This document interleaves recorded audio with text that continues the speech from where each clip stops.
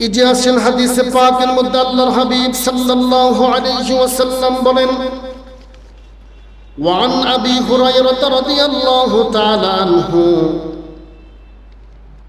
আন্না রাসূলুল্লাহি সাল্লাল্লাহু আলাইহি ওয়াসাল্লাম قال بادروا بالأعمال فتنا كقطع الليل المظلم يصبح الرجل مؤمنا ويمسي كافرا أو يمسي مؤمنا ويصبح كافرا يبيع دينه بعرض من الدنيا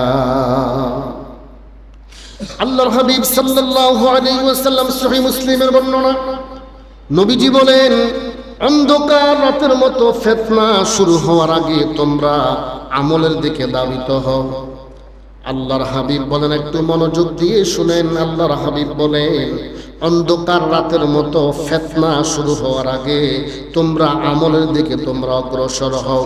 এমন একটা সময় আসবে রাতের বেলায় যে লোকটা মুমিন হবে সকালবেলা কাফের হয়ে যাবে, সকালবেলা যে লোকটা মুমিন হবে রাতের বেলায় রাত আসার আগে আগে লোকটা কাফের হয়ে যাবে।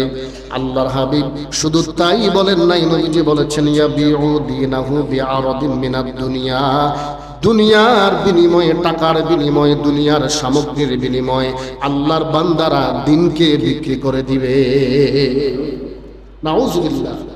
তো সকালবেলা যে লোকটা মুমিন হবে রাত্রের বেলা কাফের হয়ে যাবে, রাত্রের বেলা যে লোকটা মুমিন থাকবে সকালবেলা কাফের হয়ে যাবে।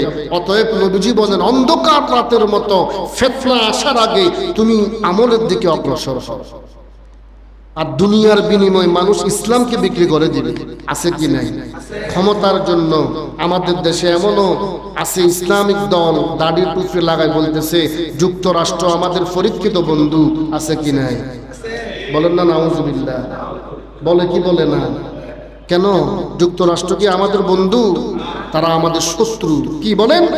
আল্লাহর কোরআন বলে তারা আমাদের শত্রু। কখনো বেঈমান ইহুদি নাসারা এরা মুসলমানের বন্ধু হতে পারে? আল্লাহ পাক বুঝার তৌফিক দান করুক পড়ে আল্লাহ। এই যে দেখেন সকালবেলা হবে কাফের, রাত্রের বেলা হবে মুমিন, রাত্রে হবে মুমিন, সকালবেলা হবে কাফের।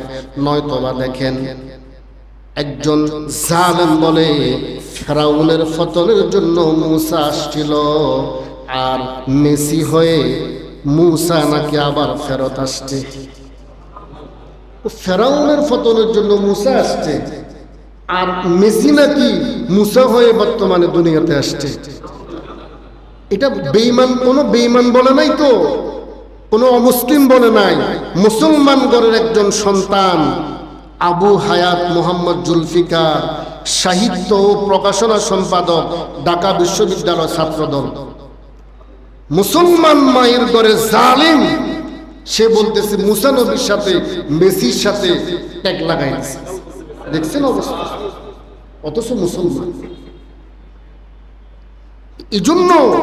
এজন্য আমরা দোয়া করি রব্বানা লা তুযিগ কুলুবানা বা'দা ইয হাদাইতানা ওয়া হাব লানা মিন লাদুনকা রাহমা ইন্নাকা আনতাল ওয়াহ্হাব।